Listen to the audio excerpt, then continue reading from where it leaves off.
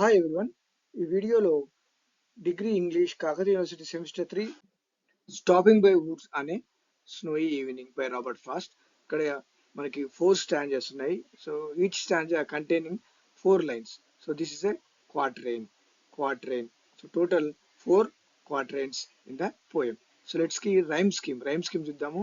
A no Do, here B snow, no Do snow, here queer, near, lake, ear, BB, CB, CC, DC.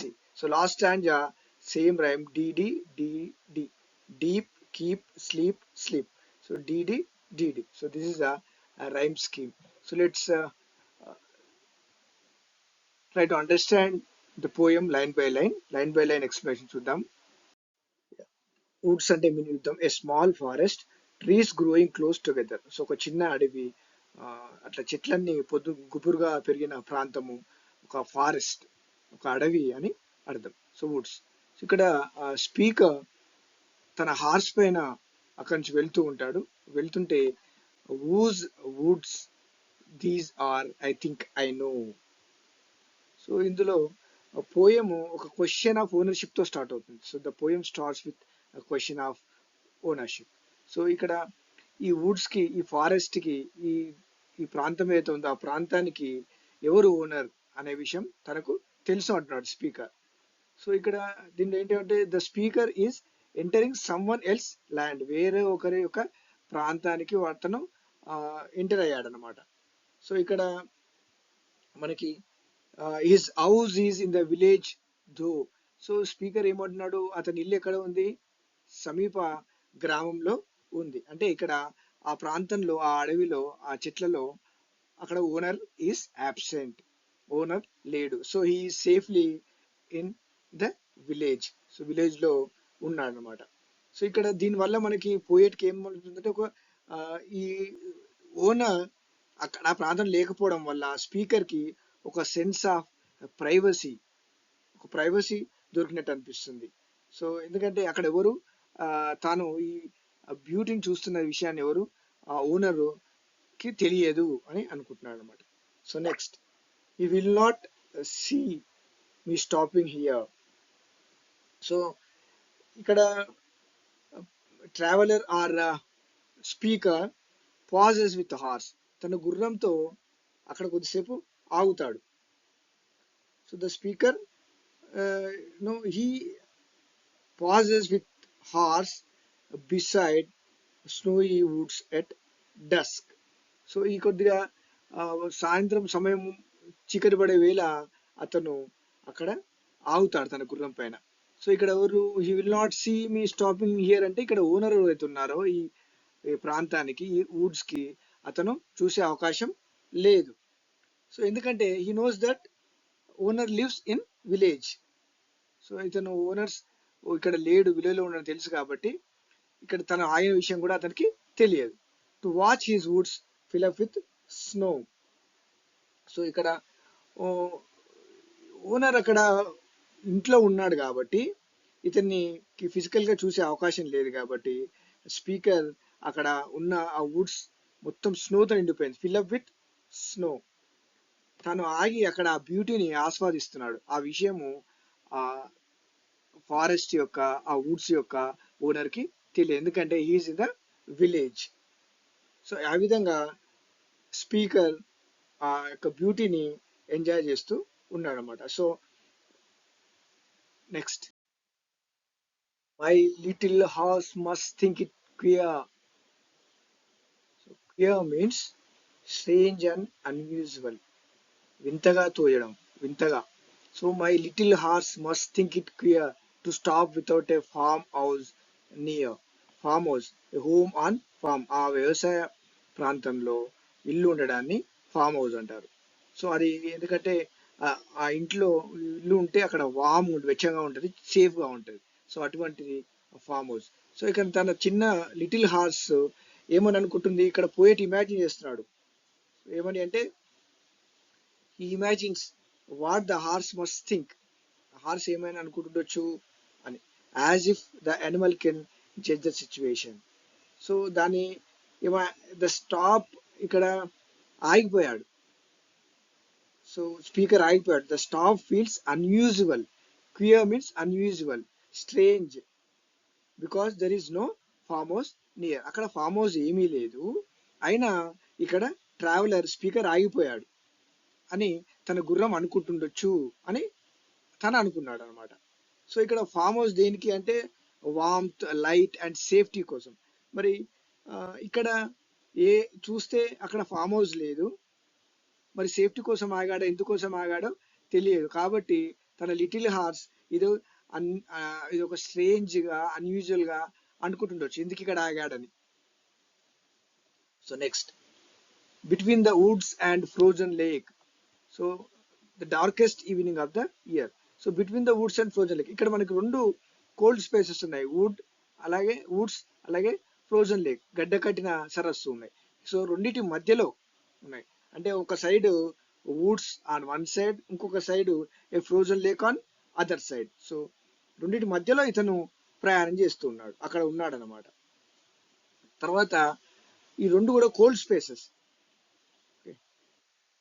So ఈ cold spaces ఒక narrow path ఉంది, ఆ narrow path లో ఇతను ఉన్నాడు. ఒకవైపు Woods, ఒకవైపు గడ్డగట్టిన సరస్సు, ఫ్రోజన్ లేక్. సో ఇలా ఉంది. సో ఇక్కడ the darkest evening of the year అంటే ఇక్కడ పోయెట్ అతను ఈ డజంట్ సే ఈ సాడ్ అని చెప్పలేము, కానీ ఇక్కడ దీన్ని మనము డార్క్నెస్ అని కూడా అనుకోవచ్చు. అంటే ఒక రకంగా అతను టయర్డ్, లోన్లీ లేదా ఫియర్ బహుశా అయి ఉంటుంది. సో ఆ విధంగా the darkest evening of the year. So he may be tired or feel lonely. Stanza 3, he gives his harness bells a shake. Harness అంటే ఇది మెటల్ స్ట్రాప్స్, ఈ లెదర్ స్ట్రాప్స్ గుర్రం హెడ్ కి బాడీకి కట్టినాయి అనమాట. సో దీన్ని కంట్రోల్ చేయడానికి వాడే స్ట్రాప్స్ ఇవన్నీ. So these are all straps. This is called harness. So ఇక్కడ హీ మీన్స్ హార్స్. హార్స్ ఏం చేస్తుంది, తన హార్నెస్ కున్న బెల్స్ ని కదిలించింది, సో మోగించింది. సో దానివల్ల ఏమైంది, ఎందుకు అంటే బహుశా to ask if there is some mistake. So is there some mistake, ఇంకేమన్నా తప్పు ఉందా అని అడగడానికి ఇతను ఆగిపోయాడు కదా. స్పీకర్ ఆగి అక్కడే థాట్స్ లోకి వెళ్ళిపోయాడు. కాబట్టి ఈ హార్స్, ఇక్కడ ఫామ్ హౌస్ లేదు, మన వామ్త్ సేఫ్టీ కోసం చూడడానికి ఫామ్ హౌస్ లేదు. మరి ఇక్కడ ఈ స్పీకర్ ఎందుకు ఆగిపోయాడు తెలియక అది తను ఒక అన్యూజువల్ సిచ్యువేషన్, స్ట్రేంజ్ సిచ్యువేషన్ చూసి ఆ లిటిల్ హార్స్ ఏం చేసింది, it shakes it bells, harness bells. So is there some mistake అని అడగడానికి. సో కానీ దీనివల్ల ఏమైంది, ఆ బెల్ సౌండ్, ఆ డీప్ స్టిల్నెస్, చాలా ఉన్న ఆ ప్రశాంతతని అది బ్రేక్ చేసింది, ఆ బెల్స్ సౌండ్. సో అప్పుడు స్పీకర్ తన థాట్స్ నుంచి, డే డ్రీమింగ్ నుంచి బయటకు వచ్చాడు. The only other sounds is the sweep of easy wind. ఏం సౌండ్ ఉంది, ఇంకా వేరే సౌండ్స్ ఏమి వినబడుతున్నాయి, ఆ విండ్ యొక్క లైట్ మూమెంట్ సౌండ్ వినబడుతుంది అతనికి. అలాగే డౌనీ ఫ్లేక్, ఆ ఫ్లేక్ అంటే స్మాల్ పీస్ ఆఫ్ స్నో, ఆ మంచు గట్టిగా, మంచు యొక్క ముక్కలు, మంచు ముక్కలు. డౌనీ మీన్స్ అవి సాఫ్ట్ గా ఉండి ఫెదర్స్ లాగా ఉండడం అనమాట. అందుకే దాన్ని డౌనీ ఫ్లేక్ అనమాట. సాఫ్ట్ గా ఫైన్ గా టచ్ చేస్తే ఫెదర్స్ లాగా, ఈకల్ లాగా ఉన్నట్టు అనిపించడం. సో అవి రెండింటి సౌండ్ తప్ప అక్కడ ఏమీ లేదు. సో ఎంత స్టిల్నెస్ అక్కడ ఉంది. Stanza 4, the woods are lovely, dark and deep. ఇక్కడ స్పీకర్ వుడ్స్ ని త్రీ సింపుల్ వర్డ్స్ తో డిస్క్రైబ్ చేశాడు. Lovely, dark, deep, three simple words తో డిస్క్రైబ్ చేశాడు. సో లవ్లీ అంటే ఇక్కడ attraction, it shows clear attraction. Dark and deep అనేవి ఈ రెండు కూడా ఒక రకంగా ఈ మిస్టరీ అనుకోవాలి. అంటే woods are not only lovely, are not only pretty, but also they are unknown. వాటి గురించి పూర్తిగా మనకి తెలియదు. ఫారెస్ట్ లో ఒక మర్మం ఉంది, ఆ మిస్టరీ ఏందో మనకి తెలియదు అంటున్నాడు. సో ఇక్కడ స్పీకర్ ను ఆ ఫారెస్ట్, ఆ వుడ్స్ చాలాసేపు అతన్ని అక్కడనే ఉంచగలుగుతాయి, అంత శక్తి వాటికి ఉంది. కానీ అతను ముందుకు సాగాలి. Next, but have promises to keep.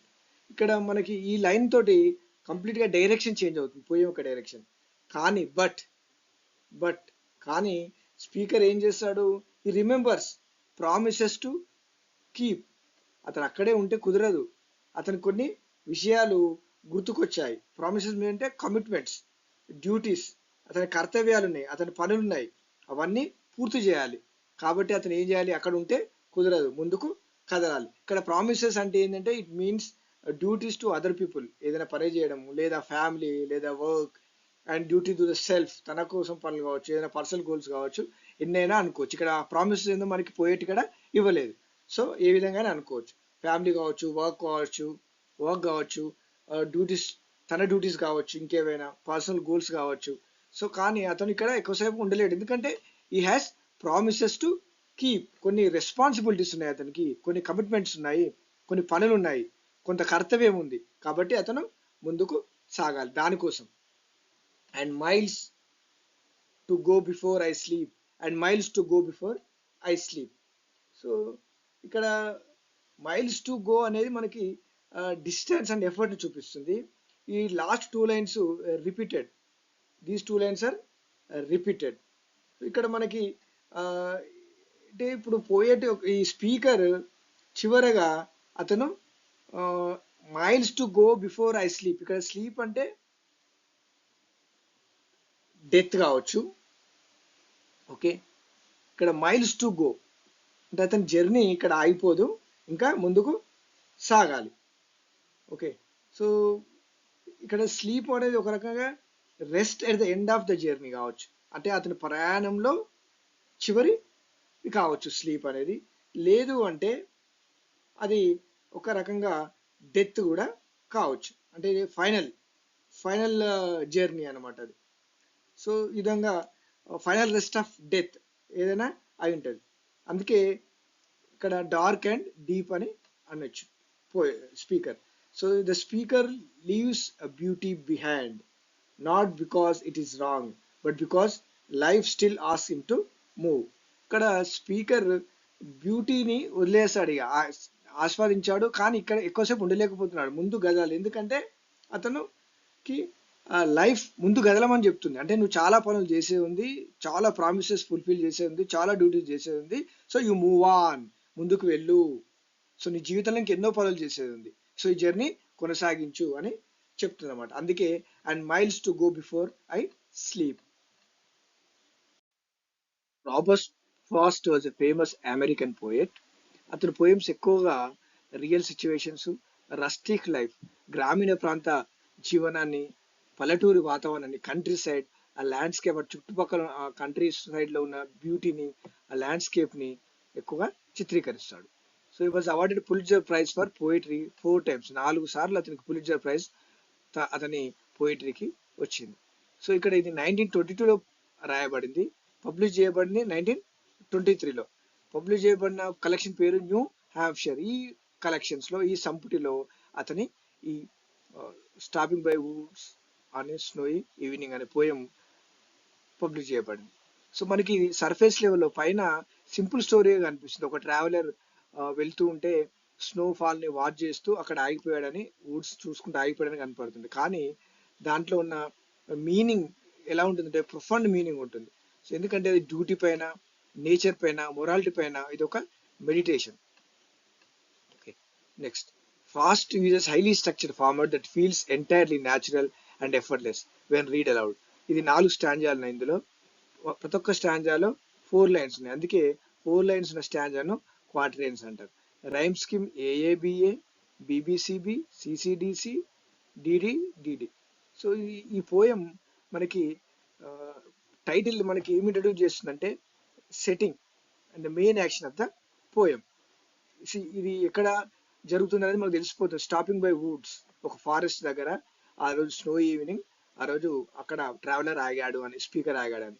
So stopping suggest only a temporary pause. మనం ఇక్కడ స్టాపింగ్ అంటే టెంపరీ పాజ్, కొద్దిసేపు సమయం మాత్రమే అతను ఆగడం, నాట్ ఏ పర్మనెంట్ స్టే. శాశ్వతంగా అక్కడ ఆగిపోవడం కాదు, అదొక టెంపరీ, తాత్కాలికంగా ఆగాడు అనమాట. The woods symbolise mystery.